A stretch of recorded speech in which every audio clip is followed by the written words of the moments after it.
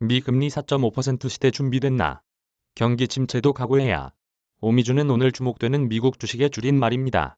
주가에 영향을 미칠 만한 이벤트나 애널리스트들의 언급이 많았던 주식을 뉴욕 증시 개장 전에 정리합니다. 미국 S&P 500 지수에 이어 나스닥 지수도 올 들어 최저치를 경신했다. 나스닥 지수는 10일 1% 하락한 1542.10으로 마감했다. 이는 지난 6월 16일 기록했던 종가 기준 올 들어 최저치인 1646.10보다 낮은 것이다. 나스닥 지수의 이날 종가는 2020년 7월 28일 이후 최저치다.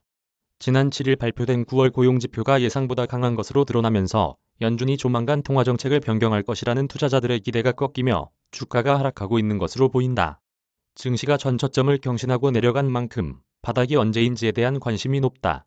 CNBC에 따르면 골드만삭스의 스콧 루브너 이사는 지난주 3분기 투자 수익률이 공개되자 개인 투자자들이 마침내 움찔했다며 투자자들의 항복이 멀지 않았다고 말했다. 항복이란 투자자들이 주가 하락에 지쳐 두 손 들고 주식시장을 떠나는 상태로 투자심리상 증시 바닥 신호로 여겨진다. S&P 500 지수는 올 들어 24.2% 급락했지만 개인 투자자들, 이른바 개미군단은 2020년 초 코로나 팬데믹 때 폭락하던 증시가 급반등했던 기억 때문에 주식을 팔지 않고 버텨왔다. 골드만삭스에 따르면 지난주 머니마켓 펀드에는 890억 달러가 유입됐다. 이는 코로나 팬데믹으로 투자자들이 패닉에 빠졌던 2020년 4월 이후 최대 규모다. 이에 대해 루브너는 개인 투자자들이 최애 종목인 테슬라와 애플마저 매도하며 현금화하는 신호라고 지적했다. 그렇다면 펀더멘탈은 어떨까? 이날 라일 브레이너드 연준 부의장과 찰스 에반스 시카고 연방준비은행 총재가 시카고에서 열린 전미실물경제협회 연례회의에서 했던 발언은 이와 관련해 두 가지 시사점을 던졌다. 첫째는 금융시장이 붕괴될 정도의 위기가 발생하지 않는 한 연준은 연방기금 금리를 내년 초까지 4.5% 위로 올릴 것이란 점이다. 브레이너드 부의장은 인플레이션이 목표치로 되돌아갈 것이라는 확신이 들 때까지 통화정책은 당분간 제약할 것이라고 말했다. 에반스 총재도 내년 3월까지 금리를 4.5%를 소폭 웃도는 수준까지 올린 뒤 금리 인상을 멈추고 경제 영향을 살펴보는 것이 적절하다고 밝혔다. 결국 지난 9월 연방공개시장위원회 때 공개된 연준 인사들의 연방기금 금리 전망치대로 긴축을 계속하겠다는 의미다. 연준 인사들의 금리 전망치 중간값은 내년에 4.6%였다. 현재 연방기금 금리는 3에서 3.25%다. 앞으로 수개월 안에 금리를 1%포인트 이상 더 올리겠다는 계획에 변함이 없다는 뜻이다. 경기 급냉 유발 요인 두 가지, 둘째는 연준이 경제가 급격히 둔화할 위험이 있음을 인지하고 있다는 점이다. 브레이너드 부의장은 이날 통화 긴축의 영향이 경제 전체에 확산되면 성장세가 급격하게 둔화되는 상황이 펼쳐질 수 있다고 밝혔다. 이런 상황을 촉발시킬 수 있는 사례로는 금리 인상의 완충 역할을 해줄 것으로 기대됐던 가계저축이 당초 예상했던 것보다 적은 것으로 확인된 것과 전 세계의 동시 다발적인 금리 인상이 지목됐다.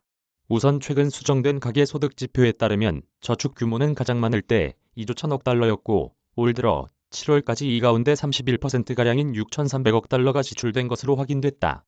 당초 가계저축은 가장 많을 때 2조 4천억 달러였고 올 들어 7월까지 11%가량인 2,700억 달러가 소비된 것으로 추정됐는데 대폭 수정되며 가계저축 잔액이 줄은 것이다. 이는 미국 국내 총생산의 3분의 1을 차지하는 소비 지출이 당초 생각했던 것보다 금리 인상의 충격에 취약할 수 있음을 의미한다.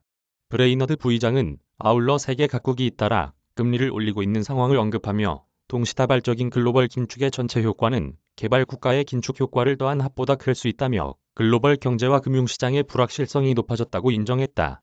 다이먼 증시 20% 추가 하락 가능 이와 관련해 제이미 다이먼 JP모간 CEO는 이날 CNBC와 인터뷰에서 높은 인플레이션 압력과 예상보다 높은 금리 인상 수준, 연준이 보유 국채를 줄이는 양적 긴축에 알려지지 않은 효과, 러시아의 우크라이나 침공 등으로 미국 경제가 향후 6에서 9개월 사이에 침체에 빠질 수 있다고 봤다. 그는 경기 침체는 매우 완만할 수도 있고 심각할 수도 있는데 이는 우크라이나 전쟁이 어떻게 전개되느냐에 달려있다며 향후 상황을 전망하기 어려우니 잘 대비하고 있으라고 조언했다. 미국 증시 전망을 묻는 질문에는 경제 침체의 폭에 달렸는데 이는 자신도 정확히 예측할 수 없다면서도 S&P 500 지수가 쉽게 20%더 떨어질 수 있다고 말했다. 또 앞으로 있을 20% 하락은 지금까지 하락보다 더 고통스러울 것이라며 금리가 처음 1%포인트 올라갈 때보다 지금부터 추가로 1%포인트 더 올라갈 때 느끼는 고통이 더 클 수밖에 없는데 이는 사람들이 그 금리 수준에 익숙하지 않기 때문이라고 설명했다. 튜더 단기채 금리 주목하라. 헤지펀드 튜더 인베스트먼트의 창업자이자 최고 투자 책임자인 폴 튜더 존스도 이날 CNBC와 인터뷰에서 연준의 공격적인 금리 인상으로 미국 경제가 이미 침체에 빠졌거나 침체에 근접했다고 지적했다. 그는 대부분의 경기 침체는 300일가량 지속되고 증시는 10%가량 하락한다며 경제가 침체에 빠지면 여러 자산의 부정적인 결과가 초래될 것이라고 말했다. 이는 경기 침체가 증시에 반영되면 10% 추가 하락할 수 있다는 뜻으로 해석된다.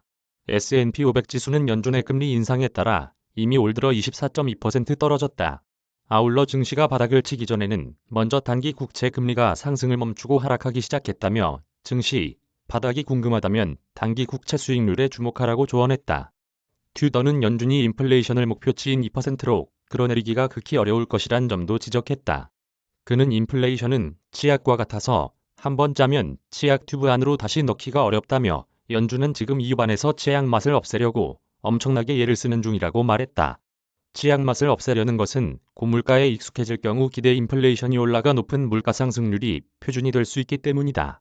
따라서 튜더는 연준이 계속하지 않으면 매우 높은 인플레이션을 영구적으로 감내해야 할 수도 있으며 이는 더 많은 문제를 초래할 것이라고 강조했다.